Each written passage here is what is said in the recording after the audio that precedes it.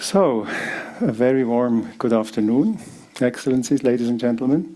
Welcome to this working session number 1, Together for Innovative Investment in Education.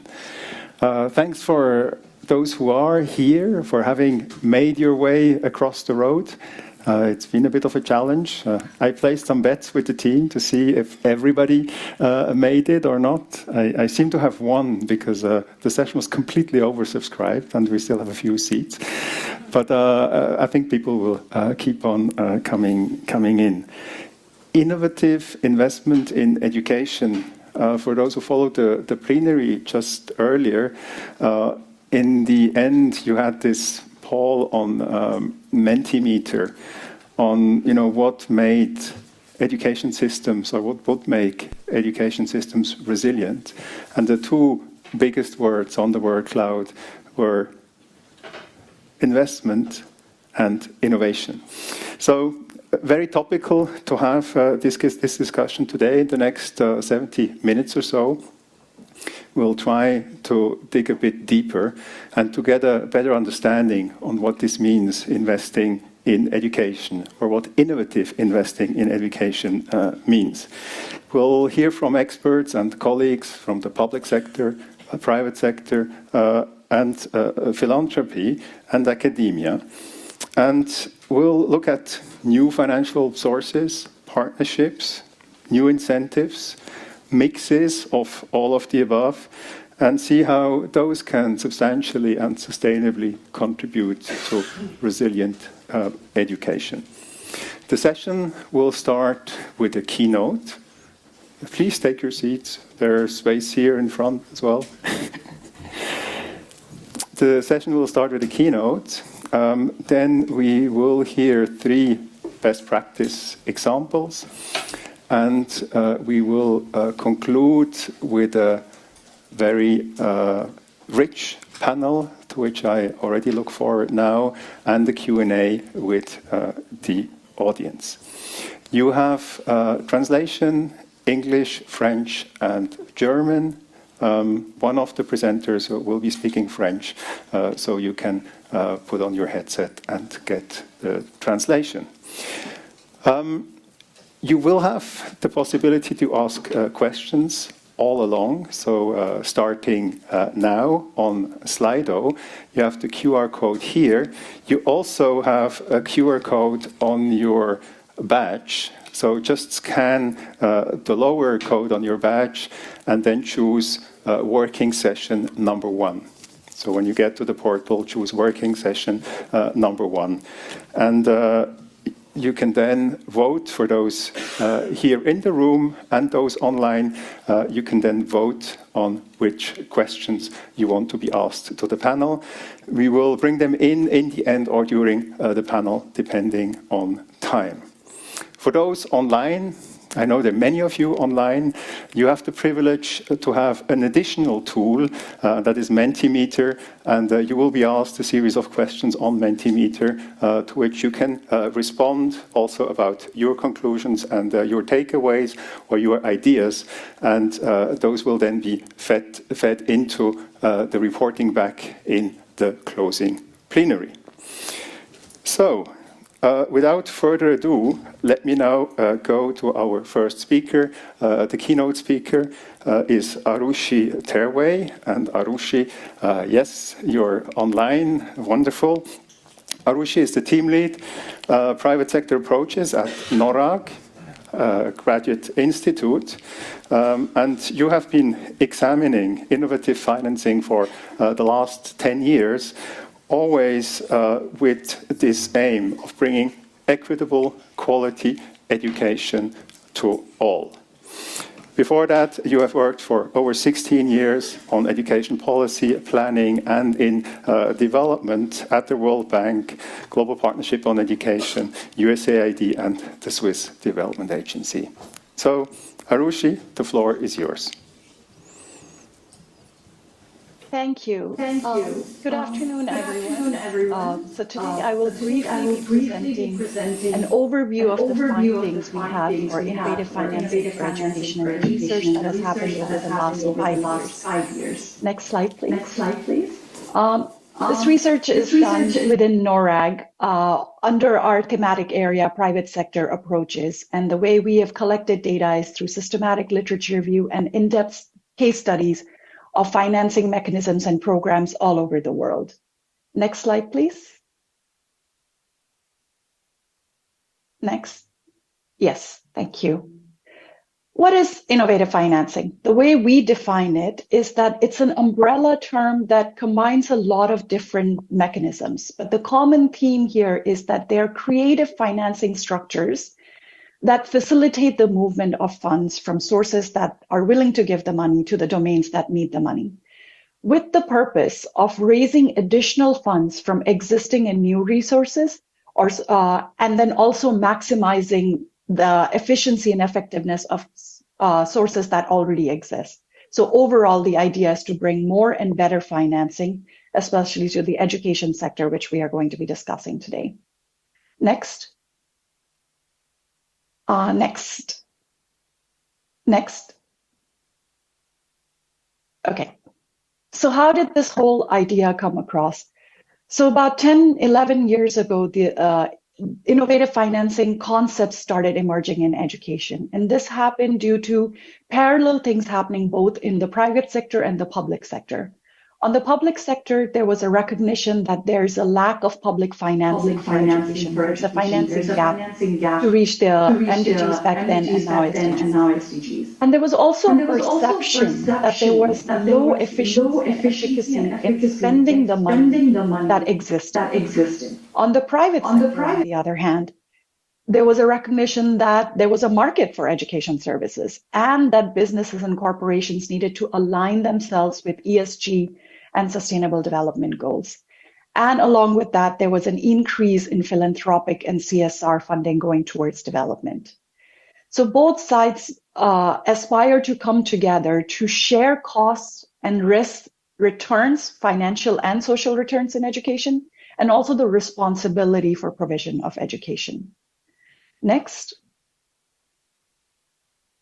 So as I mentioned, there are lots of different mechanisms that fall under the umbrella term innovative financing, but they do have some common features. They're not all present in every mechanism, but there are some commonalities, like private investment, private capital market being used for the structures, business-like approaches and management of education programs, a deep focus on results, bringing in new actors, and creating financial solutions to address educational challenges. Next.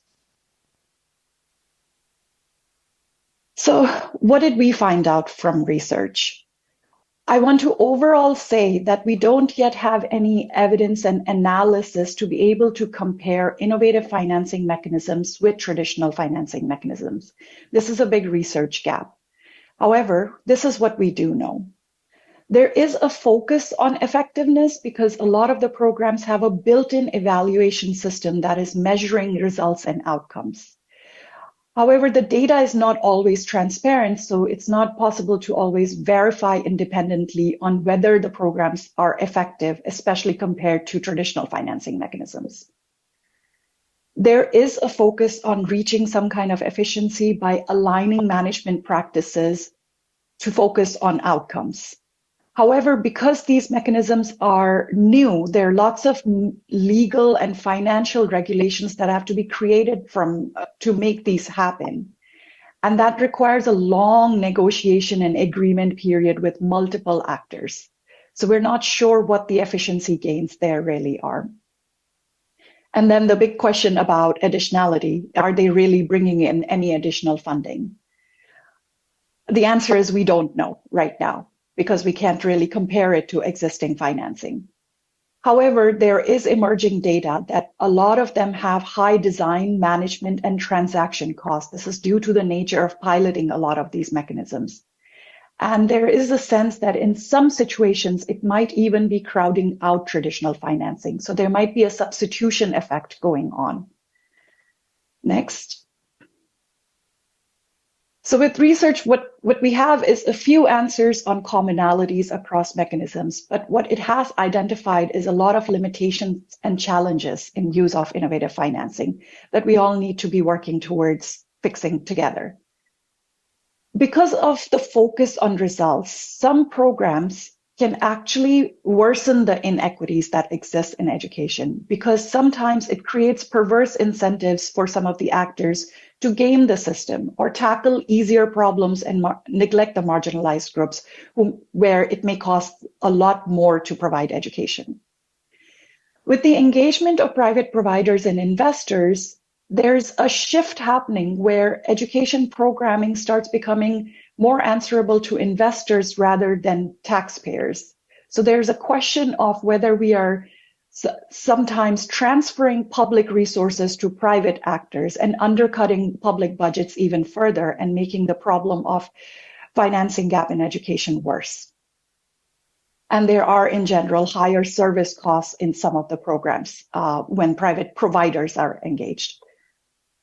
Now, even on the private side in their engagement, there's some problems that are emerging where there's not always as much enthusiasm or interest in the higher risk profile education programs, because there's very complex value chains and no standard approaches within the education sector to guarantee a performance.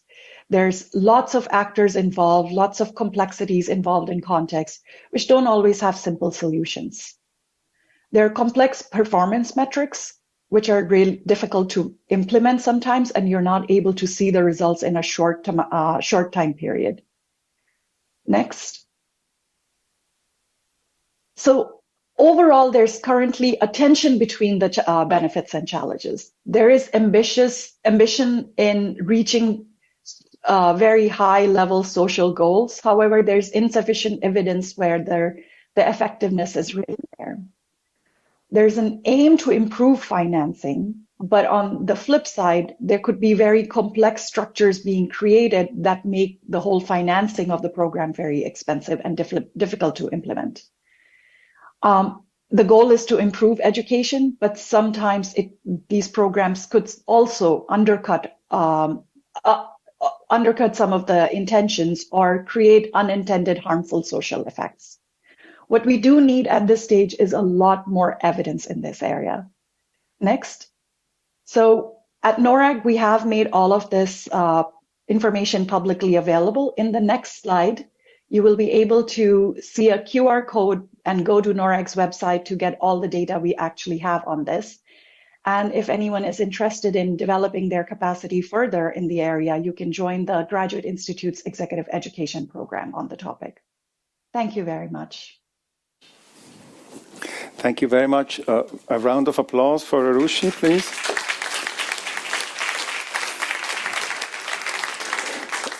Thanks, Arushi, and also thanks for outlining some of the challenges and the tensions, and of course the reminder that education is first and foremost a prerogative and obligation of states who have to ensure that their populations have access to quality education. And what we are trying to look at here is really innovative new forms of financing and investment. By the way, I've been so busy introducing the event and the speakers that I did not present myself. My name is Christian Frutiger. I'm with the Swiss Agency for Development and Cooperation. So let's now go to the good practice examples. And the first one, I would like to give the floor to the Child Learning Education Facility in Côte d'Ivoire. It will be presented by Olaf Hahn and Faustine Coffey. Olaf Hahn is co-founder and CEO of Catalytica Consulting. So you've been in this not-for-profit and profit business in between for many years in academia, business, foundations. You were with the Robert Bosch Foundation, the Jacobs Foundation. You also founded an NGO, Education Sub-Saharan Africa. And you have done a lot of work in bringing new investment instruments into education. Faustine Coffey, who will be online. Faustine, est-ce que vous nous entendez? Can you hear us, Faustin Coffey?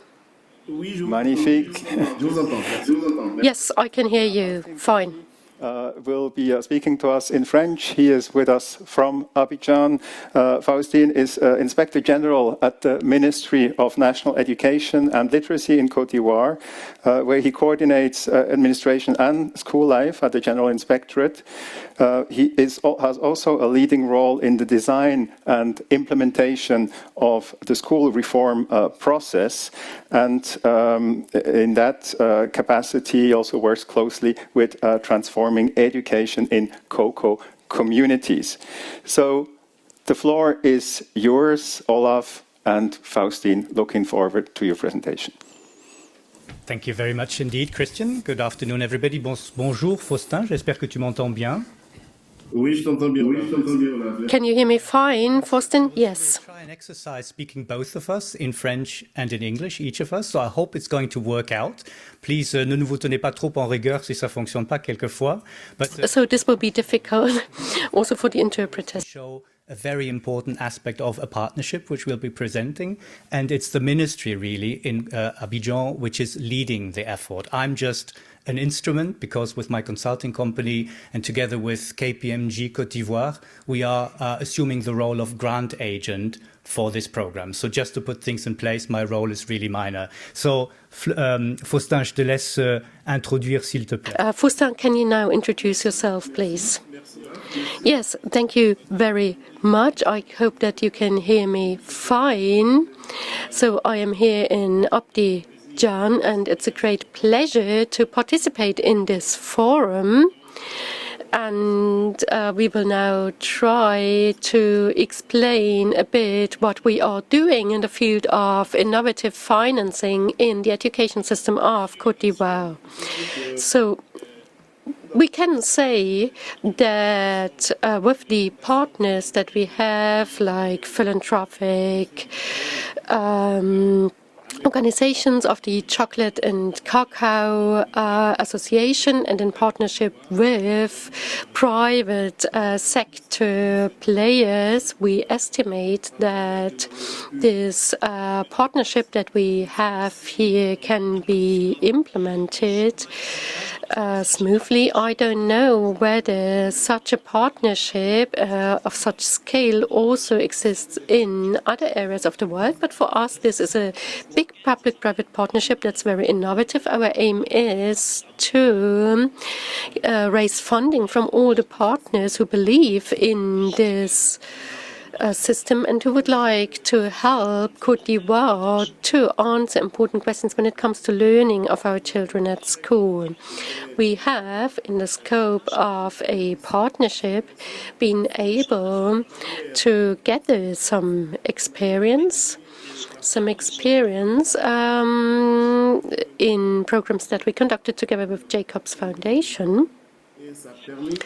And thanks to this partnership, we have been able to do a lot already for our schools. And this has shown that we are able to negotiate with foundations, with corporates, to talk about the future of schooling.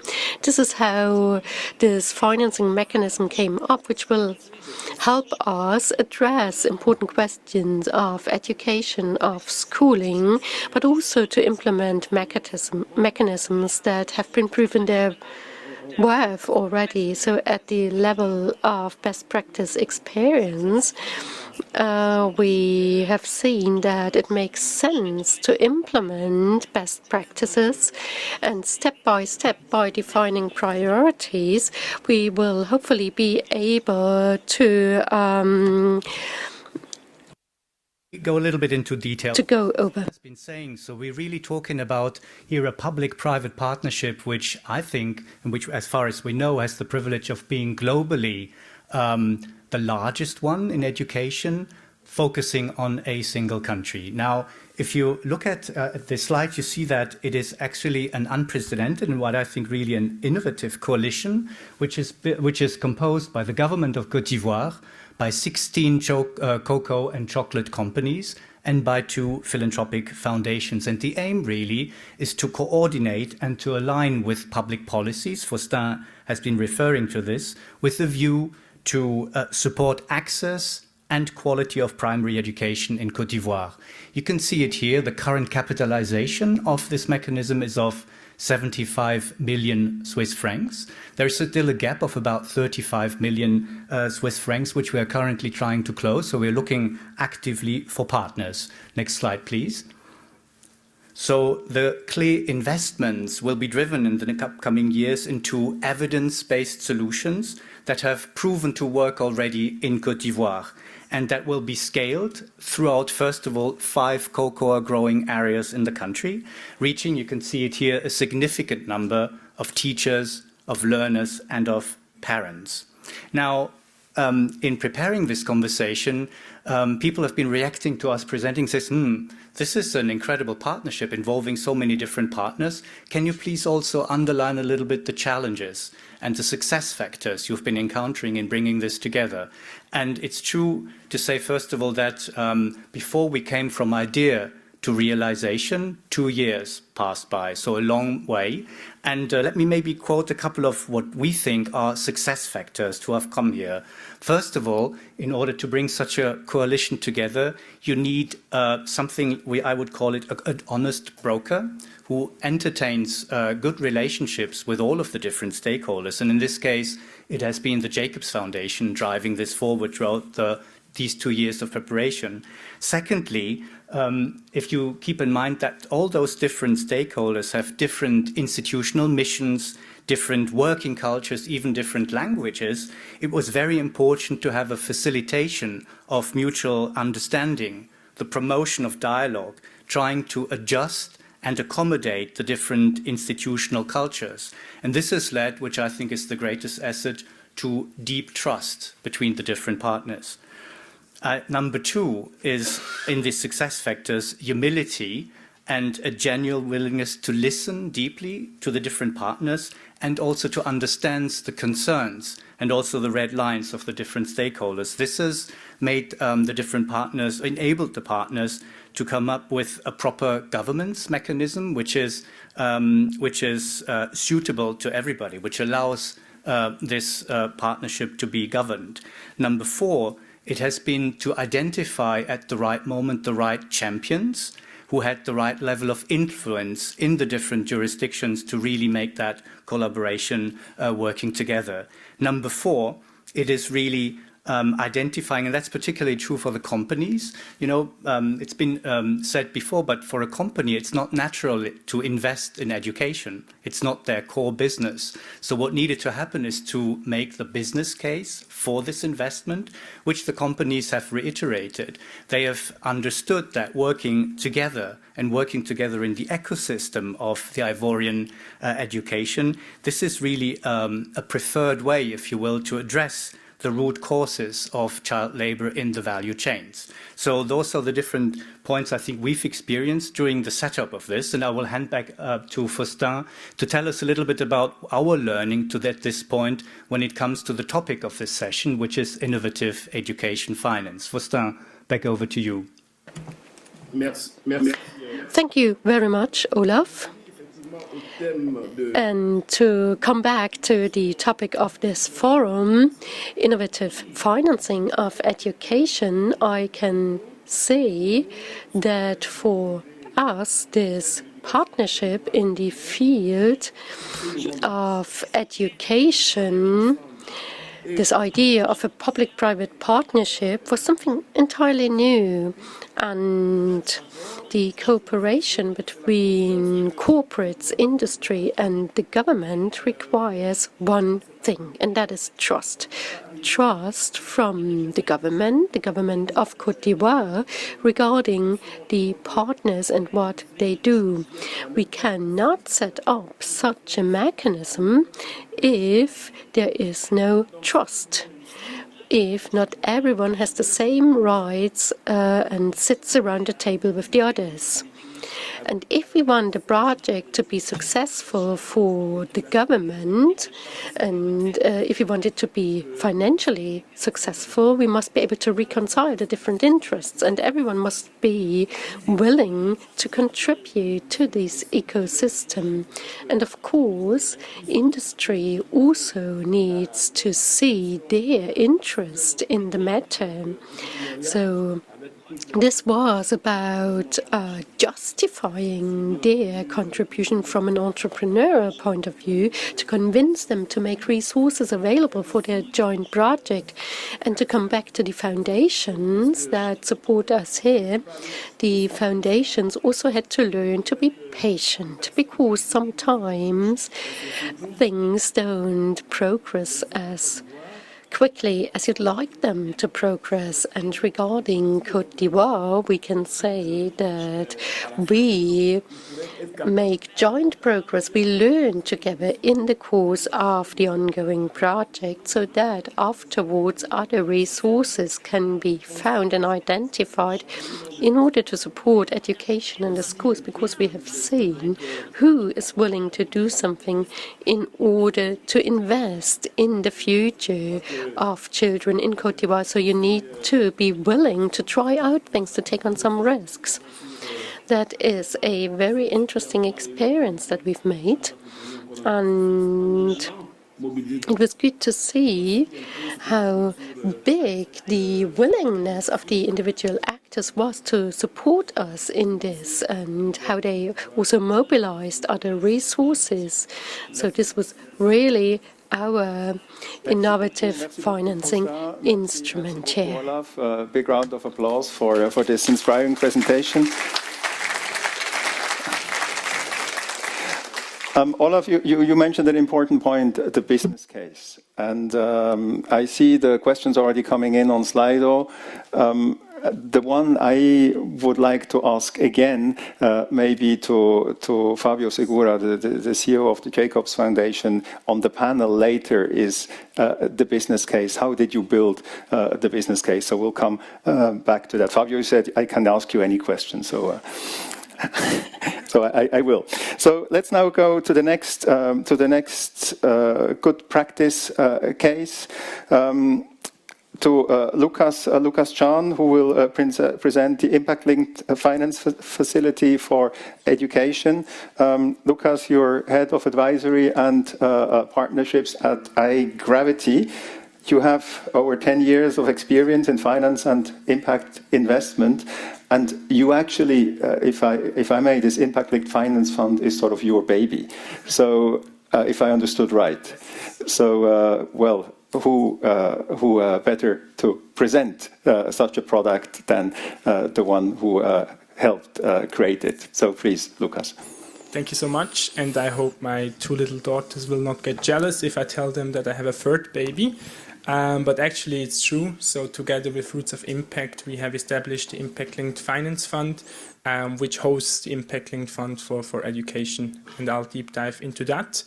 But first, a colleague of mine once said that education is a public good, but first and foremost, it's a human right.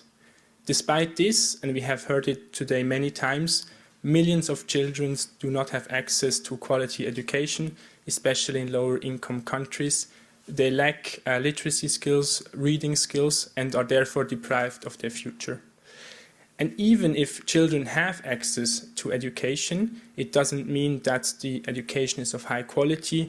Learning material is often outdated.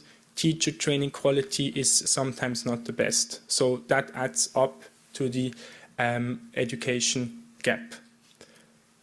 So even though if education should be free for all, there is certainly a price tag to achieve SDG 4. And estimations show that this financing gap of SDG 4 has increased to almost 200 billion per year due to the pandemic. If we keep in mind that the total amount of official development assistance in the past year has decreased to only 160 billion per year, it is clear that someone needs to fill this gap, or at least support filling this gap. And that must be, to a certain extent, the private sector. So it is clear that the private and the public sector must join forces to work towards closing the financing gap for SDG 4. And that's why we at iGravity and Roots of Impact have established the Impact Linked Finance Fund and are hosting the Impact Linked Finance Fund for Education with strong commitments from our partners at SDC and Jacobs Foundation.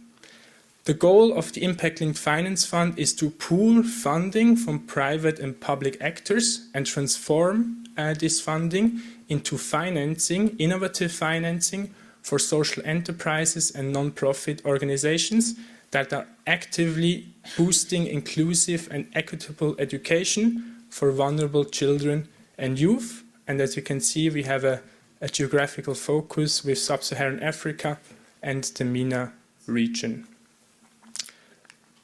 How do we do this? We apply two innovative financing instruments that I will present to you in roughly 1.5 minutes, but I think there is much more to tell. So on the one side, we use social impact incentives, short SINC. SINC is an innovative finance instrument that has been pioneered by SDC in the past years. And basically, SINC payments are premium payments to impact enterprises, so cash payments, linked to two conditions. First, this enterprise must achieve predefined outcomes in the Impact Linked Finance Fund learning outcomes. The second condition is that the enterprise must be able to raise external financing, repayable financing. So, for example, equity investments or a loan from also an investor. If these two conditions are met, the financing is released from an outcome payer. And of course, these two conditions have to be verified by an external party. This payment or this structure allows impact enterprises to overcome some kind of challenge that they often face. Because as we know, social enterprises are doing something good, a business model that works. But if they want to scale and attract external investors, especially from the global north, they often have to leave behind the vulnerable population because servicing that population group is perceived as risky. So with this instrument, these enterprises do not have to make this choice between scaling their impactful business model and serving vulnerable population groups. The second instrument we use are impact-linked loans. That's a bit easier. So an impact-linked loan is a loan that is provided upfront to the impact enterprise. And as usual in a loan, the loan has to be paid back with interest rate after a certain amount of time. But the repayment conditions of the impact-linked loan are linked to the achievement of predefined outcomes. So if the impact enterprise is able to meet certain outcomes, the interest rate can be lowered. It could also even have a condition that the principal, so the loan amount, is partially forgiven. These two instruments are applied in the Impact Linked Fund for Education. There could be other innovative finance instruments, as we have seen in the first presentation from Arushi, that could also be applied here. Let me conclude that we are actively building a portfolio of about 15 organizations in Sub-Saharan Africa and the MENA region. And our goal is really to reach the most vulnerable children and youth, students, and to make sure that these enterprises serve them as they would, but at the same time can scale their business model. So either if you have funding available and want to finance private enterprises that have a proven track record in improving learning outcomes, or if you are a social enterprise or you know about a social enterprise that works in that field, please reach out to us. We are very eager to build this portfolio together and to achieve SDG 4 with the private and the public sector. Thank you very much.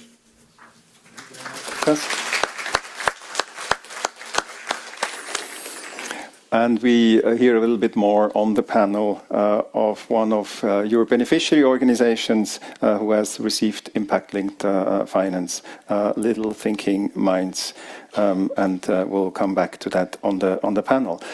Now, next and the third and our last good practice example, Anja Hochberg, who is the head of multi-asset solutions at the Zurich Cantonal Bank.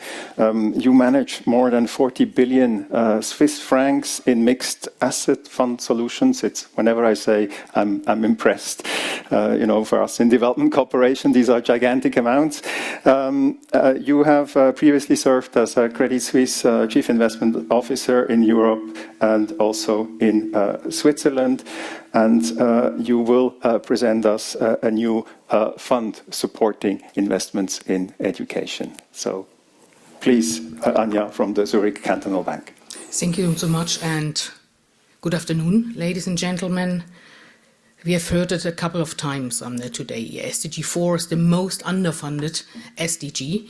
My name is Anja Hochberg. I work for Zürcher Kantonalbank, and our proposal today is a proposal that should help to broaden the donation base for education and likewise increase the steadiness of those contributions.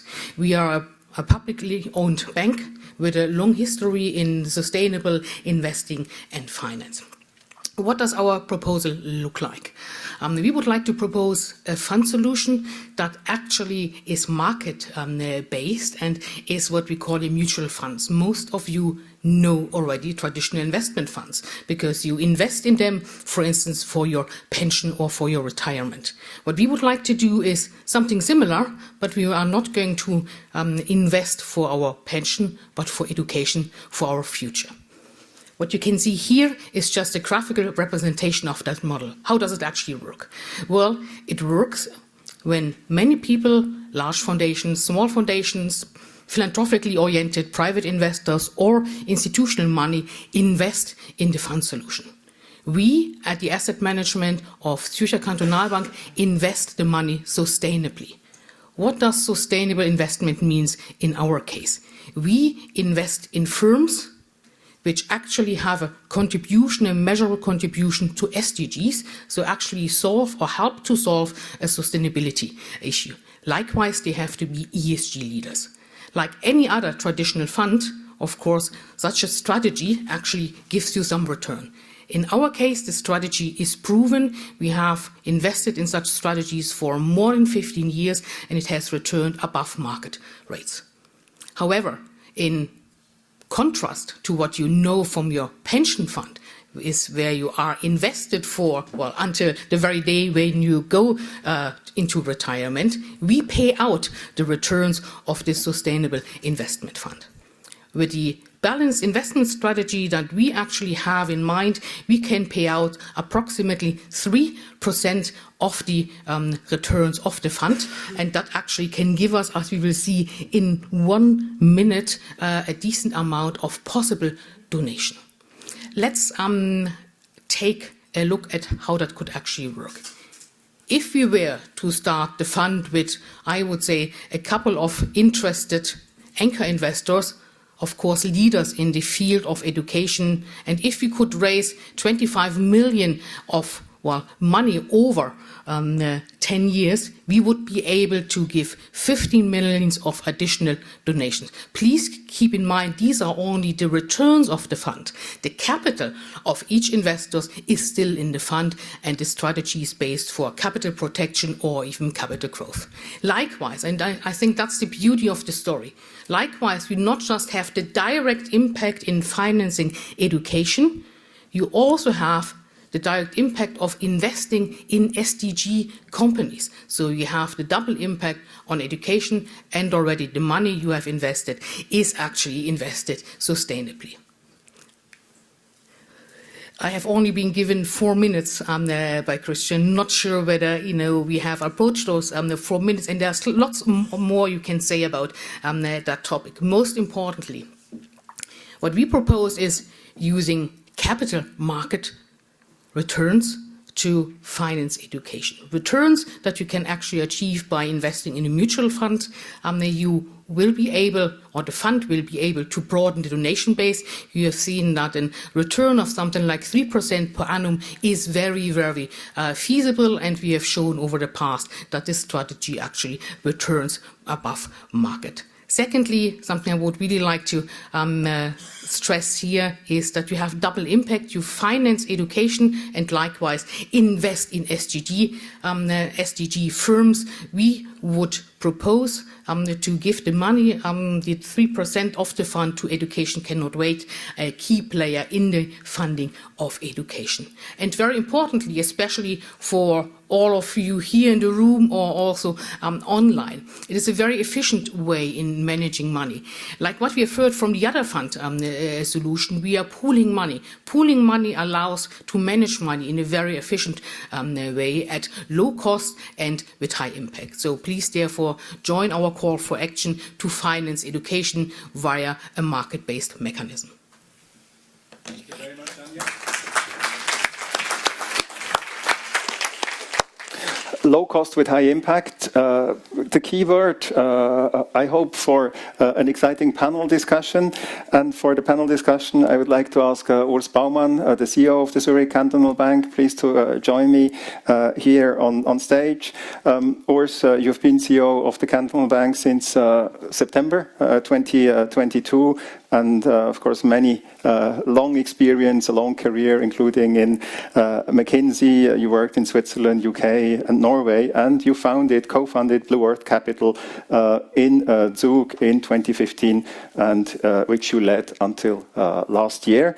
So warm welcome to the panel. Then we have online Rama Kayali, the CEO of Thinking Little Minds. You're working throughout the Middle East, and as we've heard, you're an award-winning tech company and one of the beneficiaries of the Impact-Linked Finance Fund, and we are looking forward to hearing more from you.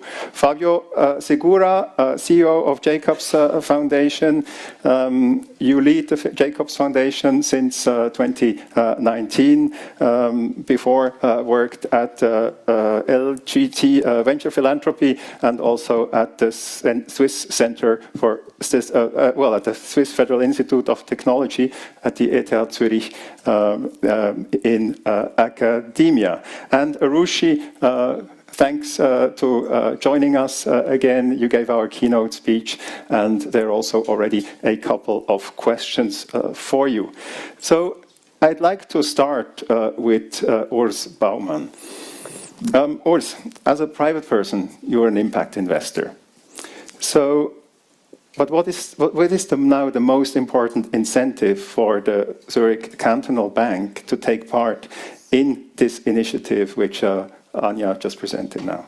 Thank you, Christian. Maybe we go back to a little bit of history. When our bank was founded, that was 1870, so 150 years ago. And if you think back, Switzerland at that time was a poor country. Ordinary people and small businesses did not have access to finance, and Zurich Cantonal Bank, like all other cantonal banks, have been founded to actually help and support the underbanked. So sustainability, helping the poor, helping the ordinary people, the small businesses, this has been the backbone and our purpose since the beginning and hasn't gone away. And that makes me excited to be at Zurich Cantonal Bank. So one of our motivation here is to continue our pioneering role in sustainable finance. We love to create new solutions to unsolved problems. That's what makes us tick. That's one point. Then we see that there's a clear need to increase funding of education. We believe that education is key for prosperity for any country. And unfortunately, as we heard from Anja, is one of the most underfunded SDG. And last but not least, this initiative is a way for us to give something back to society while leveraging our skills, our asset base, but also our client base. Thanks a lot. New solutions to unsolved problems. Fabio, you are also working on solutions to unsolved problems. And we've just heard earlier in Côte d'Ivoire that to get the different partners, particularly the companies, to invest, you had to create this business case. So how did you create the business case? And why are you doing this? You know, what are your incentives? Well, thank you. There is a common understanding that we cannot reach the objectives of the SDGs without public and private participation. And with the recent developments in the macroeconomic environment, that's even further from achieving. So we need to involve the private sector, but we also need to create business cases to get not only their capital, which is where the conversation usually ends, to get their expertise, their variety of thinking, and more importantly, to help redefine the problems and how to scale solutions that are tested, but only in small levels. Concretely, in the case of Côte d'Ivoire, we identified a material challenge to the business of the cocoa and chocolate industry, which they haven't been able to solve for the last 20 years, since they committed to solving it, and it is child labor. And the problem is material because it directly impacts their value, their business value. It directly impacts their brand value, and it directly impacts their long-term sustainability in terms of the business being still there 20, 30 years from now. The comparison between good agricultural practices in areas with high levels of child labor and low levels of literacy and numeracy are completely different approaches, and we tapped into that coincidence between the business interests and their sustainability strategies and the government interests and societal interests and mind of increasing quality of education. And so we went to it with evidence-based sort of solution, but we were agnostic to what models would be implemented, and that gave us a lot of flexibility, but it allowed us to speak the business and profit language as well as the policy and societal goods language. Thank you very much. So you were putting a value on something which used to be an externality, is that correct? Well, the cost is direct. It's not an externality, it's an internal cost to business. You have lawsuits, you have valuation drops every time there is a report on child labor, you have customer demand going down as the public becomes more informed. So I wouldn't say this is an external cost. It is a direct internal cost to business. And we just needed to reframe the way the problem is being addressed by merging their internal sustainability strategies with policy at the government level. And then tying all this back to education quality, which is something that hasn't been tested for evidence. Thank you. Let me turn to Rama.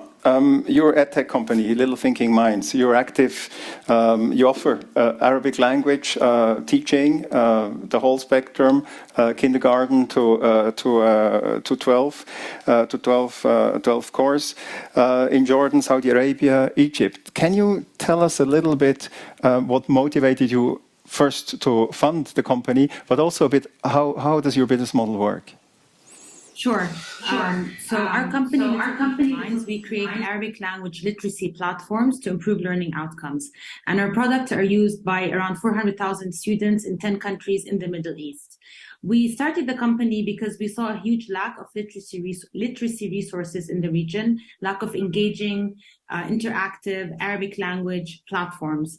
And the World Bank recently announced that 50% of children in the MENA region read below grade level, and this went up to 70% after COVID. Of course, this is exacerbated with displaced communities and with the displaced children due to conflicts in the region, and as was mentioned, overstressed public school systems, under-trained teachers, and outdated curricula. So we wanted to create exciting, interactive, engaging Arabic literacy tools to bring children up to grade level. Our business model, it's a SaaS company, which means it's software as a service. So schools subscribe per student per year. We work in the public school space and the private school space, and we cater to refugee communities. In order for us to be sustainable as a company, we need to work in the private school space, and this is what keeps us going. But then when we work in the public school space, either we are funded by various donor organizations or by ministries of education themselves.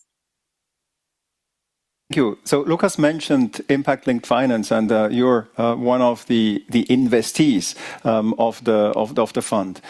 What does impact-linked finance bring to you? What other funding sources don't? And how do you sort of see the potential for scale?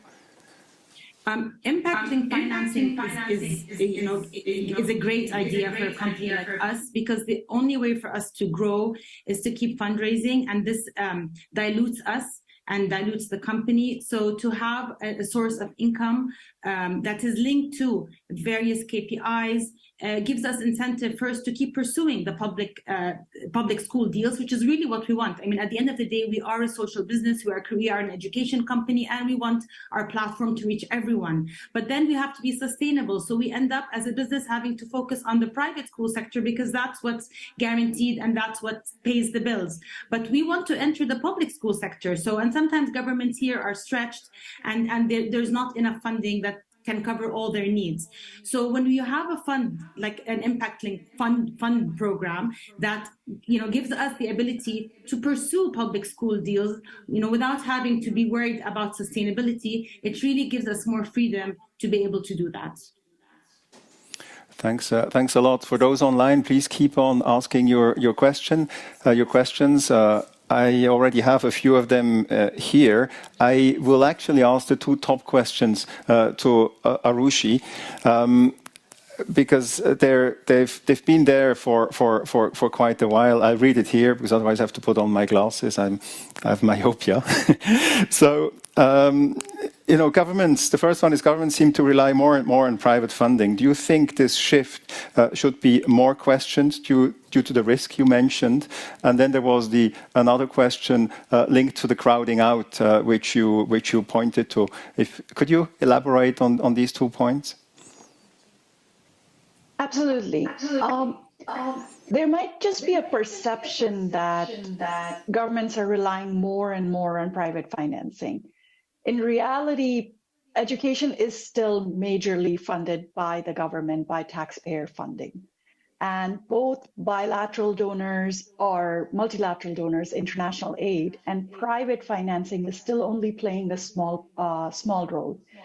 What is a major problem is household spending on education. In many developing countries, in low-income and middle-income countries, it's going anywhere from 30% of the education spending is from the household directly, or to 70% in some of the countries. And that's where often private sector is coming in, especially private providers, when parents are showing a willingness to pay when there's a gap in public provision, then private sectors are coming in.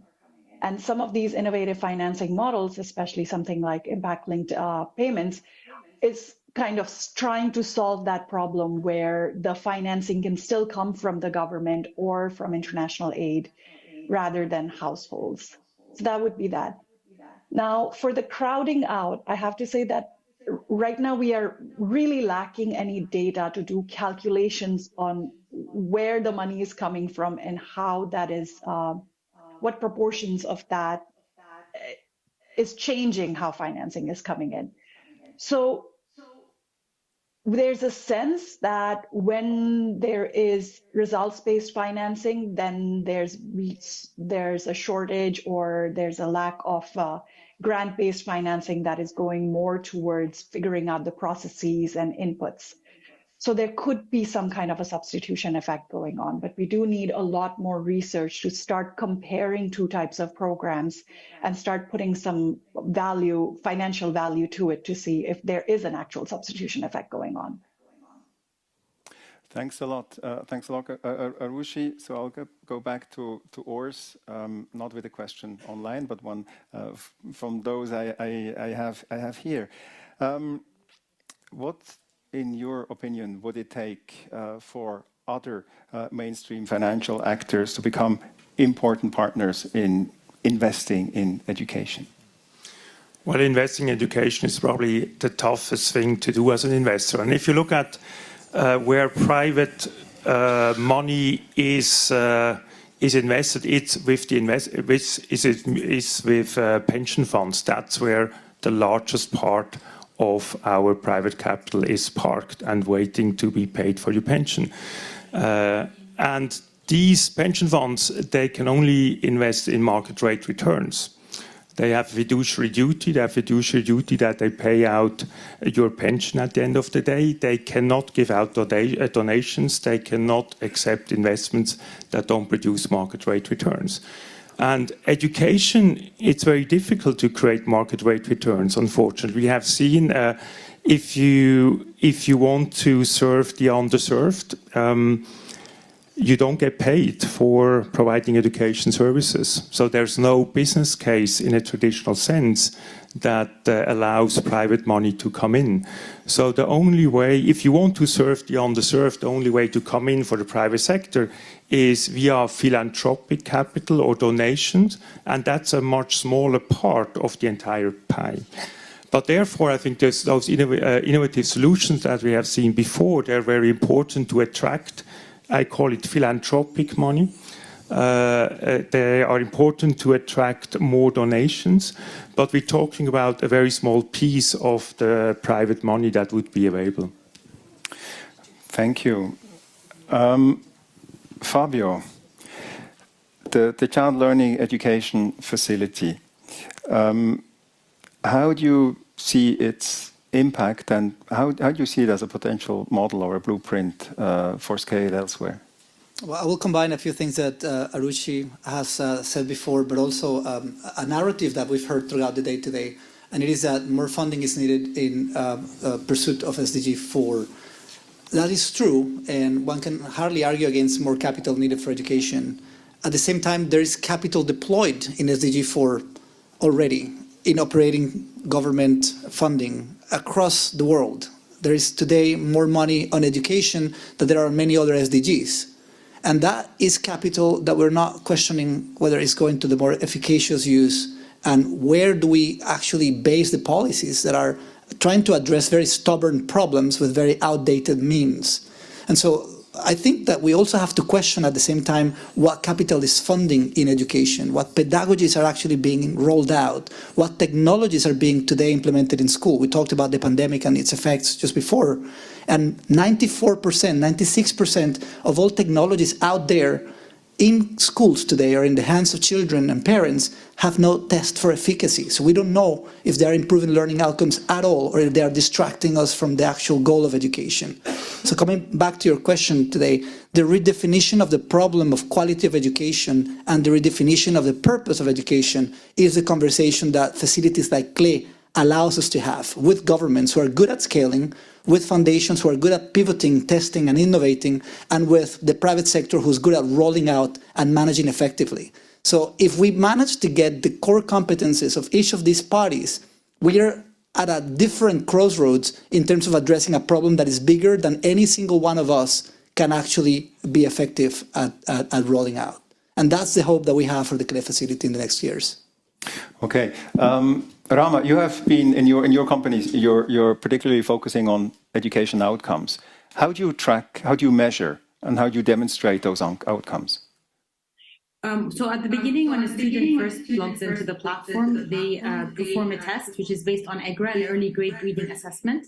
And then we track them throughout the year. And at the end of the scholastic year, we then measure again, they have another assessment, and we measure improvement in the outcomes based, designed with our educational curriculum. I mean, our platforms are research-based and research-backed, and they're evidence-based, so we have proven efficacy, but then to do it on a continual basis, we do it through the platform, through online testing, pre-use and post-use over 9 months. Thank you. Back to the questions online. The next one I see here is directed to Arushi. In the NORAC study, there were specific examples of private sector financing instruments for education. Which ones actually appear to work? That is a big question. It really depends on what we mean by work. So there are lots of programs that have brought in different actors together around a common goal. So that can be considered working, where multi-stakeholder programs have come together. We did conduct studies on a lot of impact bonds, which has slowly started to become a very popular approach to innovative financing. And results from almost all of the impact bonds that we study are showing that the programs that were funded through it were successful. However, what we do not know yet is whether these programs were successful because of the financial structure or whether they were successful because they were selected as a very successful program that already had a proven track record, and they could have performed the same thing with a grant financing as well. So I won't be able to answer the question just yet. Hopefully in the next few years, when we have more research in this area, we will be able to answer how different programs are showing success. Thanks a lot. There are a lot of questions online, but you don't seem to agree on which ones you want to promote up. So there are a lot of questions with sort of single votes. So please vote for those questions you want to see most. The next one I see here is from Anonymous. And I guess it's directed to Urs. How can you donate 3% in times of market corrections and inflation and maintain the capital? The idea of that fund is that we pay out stable donations. So this amount of 3% will be paid out regardless of the market conditions. Over time, obviously, the fund will do 3%, and that will correct itself. But the important thing is that we have a stable payment where the receiving end can count on it, and the market fluctuation is borne by the fund and not by the receiving end. Thank you. Then we have another anonymous question here. International cooperation must reinforce the public education system and refrain from supporting private educational institutions. Why do you support private institutions? I guess that's a question directed to the Swiss Development Agency, but as I'm the moderator, I'm actually not answering. Who of the panelists would like to answer this question? Fabio. I'll take a go at it. There was a study published last year on the benefits of private and public education. So it recommended to go and look at who are the winners and what are the myths about private education, because they go one by one. Some of the conclusions there say that there is an unclear line where public and private end. For example, we have government funding and you hire constructors for facility renovation and so on. You're still interacting with private market-based organizations interacting with public funding. In the delivery of education per se, there are examples in low resource environments where private providers have outperformed governments in quality and equity. And they are actually listed in the Stock Exchange of New York. And there are other forms in which it actually has created, as Ruchi was mentioning, some crowding out effect or some selection bias in terms of the beneficiaries. But to delegate and say we only want to support private or only public is an old debate that we have to get past and become more complex. There are logics of the private sector that the government and policymakers absolutely must learn from, especially in times of scarce funding for education in the light of inflation, conflict, and climate. The second part is that there's an absolute need for better regulation in new technologies, which are anyway taking over the role that parents and caretakers used to take at home before, and more in public and private schools, whether we want them or not, whether there is a curriculum or not, and whether there is or not a public policy for digitality. So we need to get past these old debates and then go very granular about what is it that we need to get out of the education systems and who's better positioned to deliver on that. Thank you. And yes, for the Swiss Development Agency. As I said earlier, access to universal education, quality education, is a state, a government prerogative.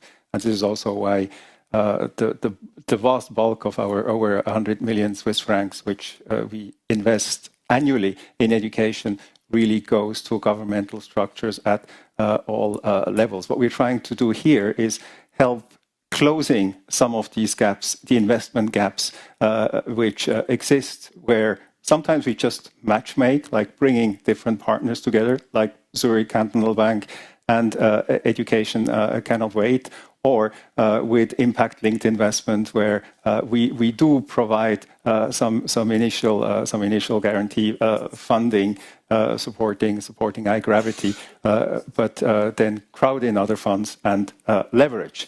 Now, another question from Janos Benz. It's the responsibility of states to provide education.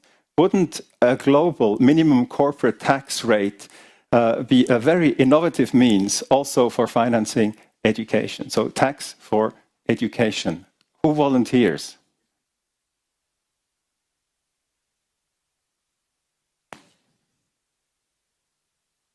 Arushi? Courageous, thank you. I don't have opinion on whether there can be what the logistics would be to impose something like that, but I can give an example from India where something like this has been tried out. In the late 90s, early 2000s, the Indian government actually imposed a special income tax that was earmarked for education. And that portion of that tax was also matched by donor funding. So they were extremely successful in raising tax revenue further for education and earmarking about 2%, I think, of income tax towards education. So there are models where it has been tried, at least at one country level, one of the most populous countries in the world, so it's possible. Now, what agreements need to happen and the logistics of doing that globally is a different question. So quite an innovative idea, which has already been tried out and which works. How do organizations, again, anonymous, how do organizations and NGOs deal with working with more controversial companies, for example, Nestlé? Fabio, that's one for you. Huh? Well, the Nestlé are our partners in the CLE initiative. This is why. What's interesting is that in order for us to put these logos in these slides, it took us conversations with 45 lawyers over a period of time. And in the end, we were able to communicate jointly about every single word that is put out there. There's a lot of brand value in all of these companies that gets potentially put at risk if we communicate the wrong things. But there's also a lot of brand value from the philanthropies who are accountable to the public and to the state authorities about our deed in working together. And that's why these collaborations are very rare. You know, we are very risk averse and we don't want to, in a way, work with whatever stakeholder out there perceives as the bad guys. So I think we need to also get past those dynamics. And it's better to get around the table and do good together with companies who have a very diverse set of business, and then work on the part of that business that is proven to be beneficial for society and proven to be accountable by a broader alliance of stakeholders. But at the same time, governments are also perceived as being less than efficient managers of public funding. When we were sitting with the companies on one side of the table and the government on the other side, the discussion was the government saying, I don't want companies to get themselves involved in public policy making. And on the other side of the table, they were saying, we don't want to give money to the corrupt government. And so how do you deal with these two things? You have to get past the narrative and get into the specific ways of controlling capital that is jointly pooled and getting the clarity about outcomes that you will actually work for together. And once you get to that, then the narratives take a second step and you are able to be more pragmatical in terms of urgent need for work together. Thank you very much. Urs, do you want to add something? Obviously, we are a big investor ourselves in such companies, and I think for us it's important that we engage with management. We discuss their path to sustainability and think about these large companies. They have a huge impact if they just change a little thing. It's something to support a small shop around the corner who does something innovative. But letting these big companies transform, I think that has a very big impact for sustainability. Thank you very much. We're coming to the end of the time we have allocated. So thanks to all of you online for the active participation. I would like to just give each of the panelists sort of one closing sentence with a wish. What would you like? If you had a magic wand, what would you do with it to accelerate, scale financing in education and investment in education? Shall I start? Can I start with you, Arushi? Your one wish? My one wish is that we really strengthen the capacity of all actors. On the public side, really people understanding education financing and how it works. And on the private side, really understanding how education works. So that there's actual progress in making the financing more effective. Thank you. Fabio? I would wish for more government-led initiatives that are taking innovation at the core of policymaking, but that also account for a broader multi-stakeholder mechanism to keep those results in check with what society actually expects. And at the end of the day, continuing to develop a research and learning agenda about the evolving needs of education in times of change as we have today. Horst? I wish also a closer collaboration between the private and the public sector. I think we need more blended finance instruments to solve the SDG 4 problem. And this we can only do together. Rama, a wish from the ground?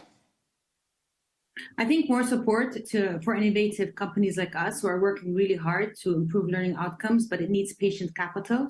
And to have support like ILF and different impact-linked blended instruments really help us push us forward to be able to apply this innovation in the public school sectors. Excellent. Well, thank you very much. Thanks to all of you. An outstanding panel. Big applause for the panel.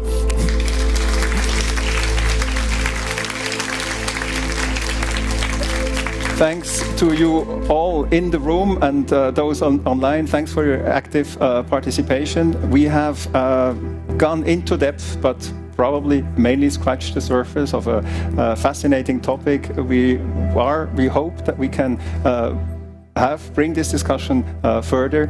There is a case for education. I think we've heard it earlier today, and we've heard it also again now. Education beats poverty.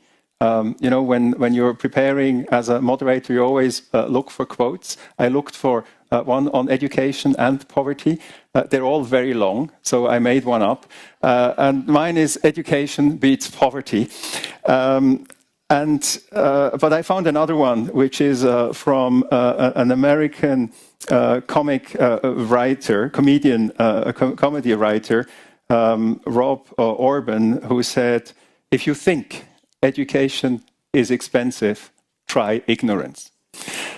So with that, I wish you a good International Cooperation Forum and a lot of good thoughts and good actions and investments in education. Thank you very much.